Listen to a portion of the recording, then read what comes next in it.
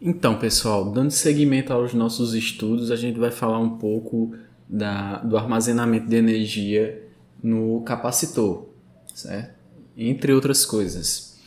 Então, a energia armazenada no capacitor, ela pode ser dada por essa expressão aqui, ó, 1 meio de C V ao quadrado. Então, vamos direto para uma aplicação aqui para a gente entender. O que é que acontece, ó? Você tem que um capacitor de 10 milifarad, ele é carregado, então ele já é conectado aqui no circuito carregado, certo? Então, a gente sabe aqui, ó, que a tensão inicial desse capacitor, ela é 100 volts, certo? De acordo aqui com os dados. E é um capacitor de 10 milifarad. E o que é que acontece? A chave é fechada no instante zero. Aí ele pede para você determinar a energia no capacitor em T igual a 0 mais. Então vamos só entender um pouquinho essa notação. Então imagine que você tem aqui a linha do tempo, ó, certo? Você tem aqui a linha do tempo. E aqui, ó, é um instante zero. Um instante zero mais, ó, é como se você se aproximasse aqui do zero pela direita, certo? E o zero menos aqui. Então, o zero mais é aqui, ó, bem próximo ao instante zero, certo? É imediatamente, em outras palavras, né? É imediatamente ao tempo em que a chave ela é fechada. E o zero menos é aqui, um pouquinho antes, certo? Então ele quer saber, ó, a energia armazenada no capacitor imediatamente após a chave ser fechada. Então é tranquilo, bem simples. A gente já sabe aqui, né, que a energia no capacitor ela é dada por 1 meio, né? 1 meio de C, quem é C? 10 vezes 10 a menos 3, né? 10 milifarads. Vezes a tensão ao quadrado. Quem é a tensão? Gente, o capacitor ele tem como característica de se opor à variação de tensão. Então, se você aplicar uma tensão no capacitor, ele não vai variar imediatamente. Ele demora um pouquinho. Então, no instante em que a chave foi fechada, a gente já tinha 100 volts. Então, no instante imediatamente posterior a fechar a chave, ele continua com 100 volts. Certo? Essa tensão ela não muda. Só com o tempo é que ela vai mudar. Então, 100 volts ao quadrado. Certo? Então, basicamente é isso. A energia nesse capacitor vai ser igual ao resultado aqui desse cálculo. Isso aqui vai dar 50 joules. Façam as contas aí. Certo? E pronto. Então, basicamente é isso. E agora, gente, assim como o resistor, né, os capacitores, comumente eles são associados em paralelo ou em série. Então, vamos entender um pouquinho aqui como é que acontece essa associação. Então, tem o seguinte, ó. Eu sei, pela lei de Kirchhoff das correntes, que essa corrente aqui, ó, vai ser a soma dessas correntes que saem nesse nó. Se você imaginar um nó só, que aqui é um único ponto, certo? Então, isso aqui você pode imaginar como se fosse assim, ó.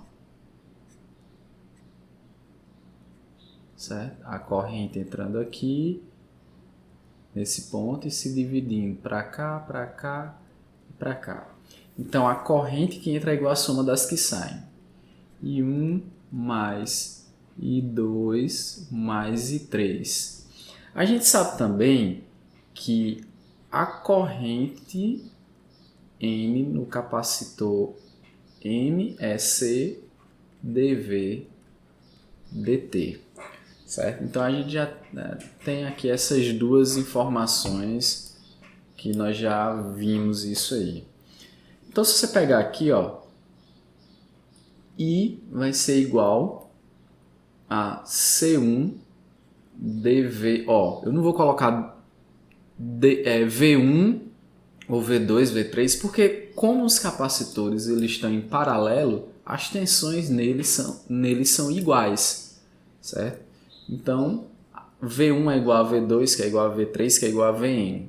Então, fica C dV dt mais C2 dV dt mais C3 dV dt, certo?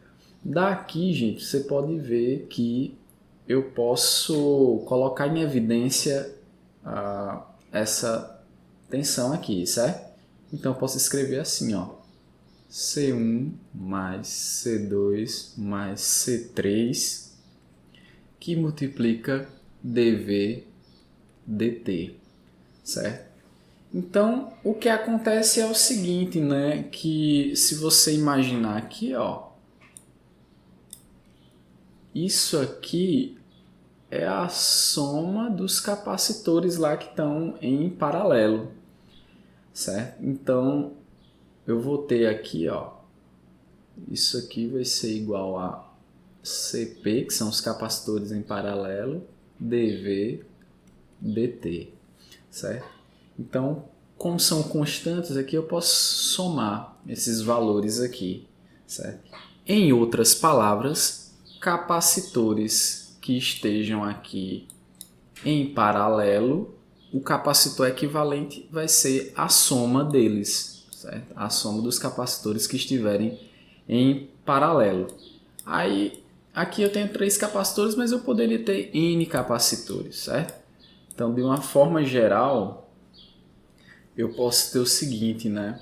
Que o capacitor em paralelo equivalente, ele vai ser C1 mais C2 mais Cn. Ou, em outras palavras, eu posso ter isso aqui, né?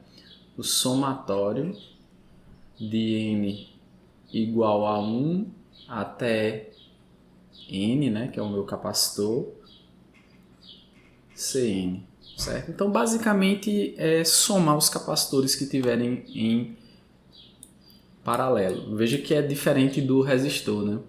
No resistor, você soma os resistores em série. Aqui não, se os capacitores estiverem em paralelo, o equivalente vai ser a soma deles, certo? Então, o que é que acontece com capacitores em série, gente? Então, ó, nesse caso aqui dos capacitores em série, você tem que a corrente que passa neles é uma só, essa corrente I. Então tem o seguinte, ó, essa tensão vai ser V1 mais V2 mais V3. A gente sabe que a tensão no capacitor, né, VC é igual a 1 sobre C integral de I de tal, mais aqui uma tensão inicial, certo? Porventura que tenha nesse capacitor. Então daqui a gente pode escrever o seguinte, ó.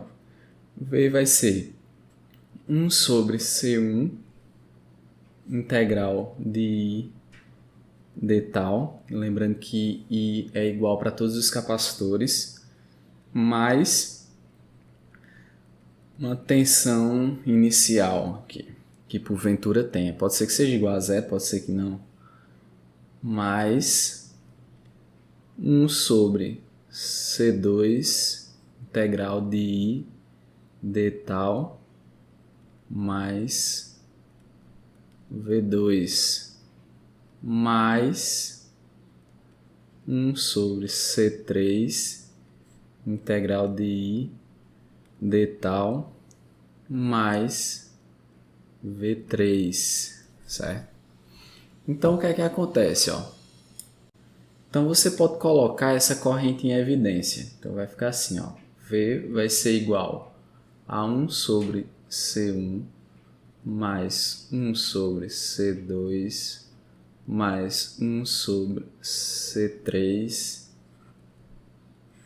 que multiplica a integral de I de tal, mais aqui, se você imaginar, ó, vai ser V1, V2, V3, né? Então, eu vou pegar aqui V1 mais V2 mais V3, certo? Então, os capacitores em paralelo, aliás, em série, né? Os capacitores em série, eles vão ser tratados como os resistores em paralelo, certo? Então, você vai ter o seguinte, ó, que os capacitores aqui em série, né, vai ser 1 sobre CS, né, o equivalente, vai ser igual ao somatório de n igual a 1 até n de 1 sobre Cn, certo? Então, basicamente é isso. Se você tiver aqui, imagina que você tem dois capacitores, né? Você vai ter aqui 1 sobre CS vai ser igual a 1 sobre C1 mais 1 sobre C2. Pronto, imagina que você tem isso aqui. Então, essa expressão aqui, ó, você pode tirar o mínimo, né? Então,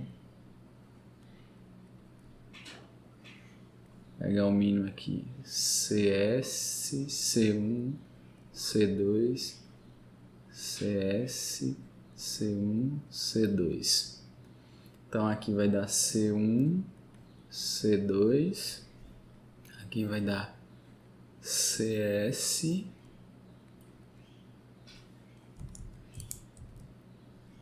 C2 mais CS, C1, né? Certo?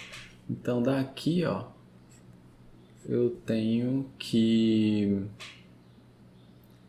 C1, C2 vai ser igual a CS que multiplica C1 mais C2. Então, aqui o capacitor em série vai ser igual ao produto C1 vezes C2 dividido pela soma C1 mais C2. É exatamente o que acontece lá com os resistores, certo? Então, basicamente, é isso para capacitores em série em paralelo. Agora, vamos imaginar esse exemplo aqui, ó.